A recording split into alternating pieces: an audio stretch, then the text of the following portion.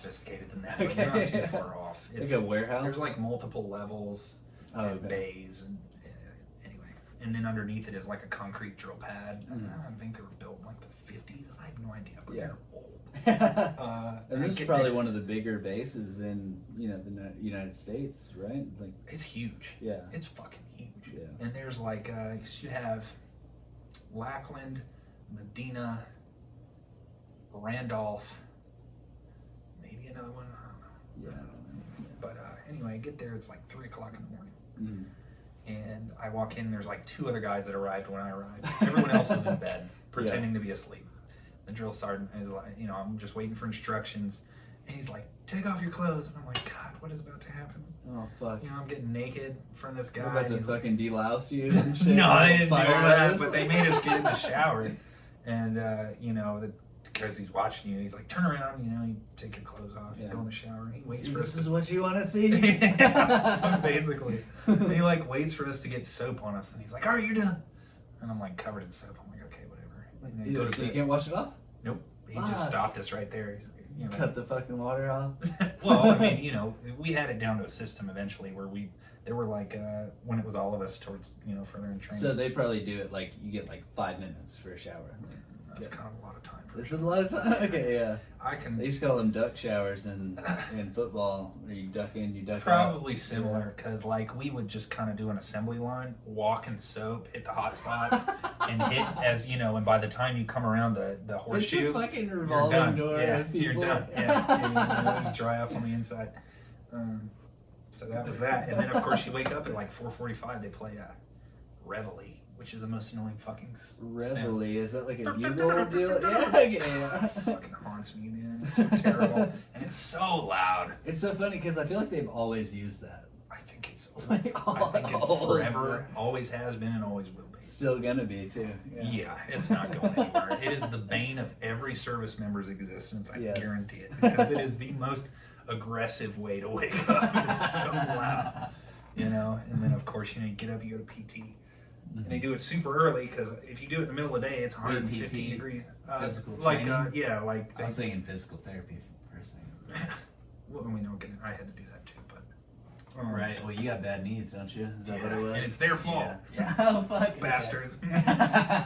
But, being an airman is hard on your knees, guys. Yeah. All the planes I jumped out of. JK. Into a desk chair. Right. Chair force. Chair force. That's awesome. You never heard that one? I don't think I've heard that one. Yeah, that's the big one. Any other service. Call us the chair force. The airborne guys, walk around and say, airborne. Wasn't me, so I like to walk around and say, chairborne. So is there what's the elite of the Air Force? So the Air Force has special operations SEALs, units. You have your Army Rangers. I don't know what I think the fucking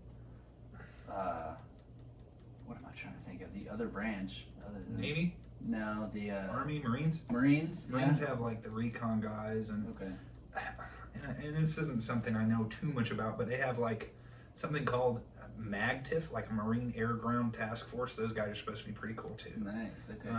The Air Force so you have special operations, and you can work for special operations or with special operations without necessarily being right, because they always need people to plug in and do certain jobs. So as an intelligence guy, I got to work with some of their stuff a little bit. Yeah. But I was not. It's pretty neat. Pretty neat. But yeah, the Air Force has your PJs, which is your pararescue jumpers. Okay. Those guys. PJs. Pajamas. Yeah, and those guys they know fucking everything. They're combat medics / stone cold killer / jump out of a helicopter to save whoever. Yeah. And then you have combat controllers, which I think the best reference I can think of is you remember Transformers? Yeah. Tyrese wearing the red beret calling in airstrikes. That's what a combat controller does. Okay. Those guys are pretty cool. I've heard of combat weathermen. They go in and I really don't know. There was a guy in my class, my flight, that's what his job was going to be, was a combat weatherman. And then I'm sure I'm missing like tactique speeds and shit. Yeah, something like that. I really don't know. But then there's tactical air control party. That might have actually been what Tyrese was. Tactical air control party. And then you have like JTAC and all these other things. I've noticed, so I've talked to a couple of different military members for the podcast, and it's all acronyms. Every bit of it. Yeah. Smart? Yeah. Okay. Yeah, no, I mean, the military loves their freaking... Dude, they gotta save that little bit of time. You gotta put 4 letters together. Yeah. So yeah, they have that. And it's funny because part of their training pipeline is like a year or 2 years long for some of them. Took place on Medina. So that's where Medina base in San Antonio. Oh, okay, yeah. So for a while, that's where we worked on that base in the back. But you know, we would still do PT. They had a gym over there, and you'd see these fucking guys in their, we call them silkies or ranger panties. These tiny little shorts. Their balls are this far from hanging out. And these tiny little tight shirts. And but they're fucking jacked. They're jacked. There's these short guys with massive legs, and they're carrying around trees. So there's like, I don't know, 8 or 9 of them, and they've got these logs on their shoulders. They have to take them everywhere they go. What the fuck? They always have to run wherever they're going. They're running, and they have to take this fucking log with them. And sometimes you see them, there was like a creek running through, they'd have to run and jump into that. And that's just what they do all day. They do not get a break. Right there, bro. So different. What the fuck? They do not get a break. And I heard, I don't know if this is true, but I heard stories that, so you start your class, say your class starts with like 30 people. And then obviously people will quit or get hurt. Fall out and shit. And so you start with these people, and somebody has to be outside the dormitory door doing push-ups all the time.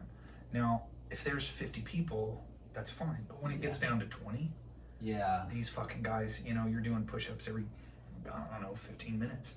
Jesus. So they get to, different breed is the correct term, because you got to like pain if you're going to do that shit. So like while everybody else is like doing like an obstacle course or something, somebody finishes and then they hop out and do fucking... No, I think it's just at night when they're asleep, when they go to bed. What? Yeah. Somebody has to be doing push-ups all the time? I think so. Again, so like, I'll take an hour. Yeah, they divvy it up however they want, I think. Again, I wasn't part of that community per se, so I don't have that experience, but that's what I've heard. You do 15 minutes every like 2 hours or some doing shit. 15 minutes straight of push-ups? Push-ups, dude. Well, these guys were fucking... I just started back on because my buddy Jack came over here and he was like, yeah, I did my 100 push-ups for the day. And I was like, oh. Start at 50, of course. Yeah. And I did 50 the other day, I did 50 today, and I did 50 squats with it today, and I felt pretty good about it. But fucking 50, that took me like, with breaks, took me like 4 minutes. Dude, fuck. All I did was stumble around drunk on Saturday night, and my body's sore. Like, that's the physical activity I did. My camis are hurting, and my shoulders, you know, I'm just like, damn, I can't even carry myself around. No shit, dude, that's how it feels now that I can't imagine how you feel, bro. I'm 25. Like, fuck, I feel old, dude. Yeah, man. Fuck, man. But, where were we? Yeah. So we're coming into you going into the military, going into the Air Force. Did you come in immediately as an intelligence guy, or how did that go? So before I picked my job, or they gave me the job, I don't remember if I picked that or not, but they wanted, because my score was good, I could have done whatever, so they had me take a language test first. Failed the shit out of that. So was it the English language? No, it was, they make up a language, and you take this test, and you have to like pick out what's a verb and I fucking bombed it. So you basically have to like decipher a fucking completely made up language. Interesting. And so they have like audio, you hear people talk, you try to read it, and it's complete bullshit. They make it up, but you're supposed to be able to, what are nouns, what are verbs, this and that, and I didn't fucking do that, so. Just like random noises, basically? No, it's a language they created. But I'm talking like, if you look at Spanish versus English, or you look at fucking Chinese versus English, it's basically like different noises, you know, like. Yeah. It's totally... Like, if I heard somebody speaking fucking Mandarin in front of me, I wouldn't know. Wouldn't know it was Mandarin? Yeah. I wouldn't know it was Mandarin. I also wouldn't know what a fucking verb was. For sure, dude. There's no fucking way, dude. Yeah, but people do it. Yeah. People do it. And then there's a sick job that you can be an airborne cryptologic linguist. Yeah, Whoa. I don't know. Like they like fly over shit and intercept comms for it's a really sick job. Yeah, really sick job. But yeah, so I failed the shit out of that. So they sent me to it was called the Center for Information Dominance. It's over there in Pensacola, Florida. Nice. So like my literal first place I went was freaking Florida. Nice. That was sick. Out of San Antonio too. Yeah, Yeah, it was sick. So I learned my job over there, and it's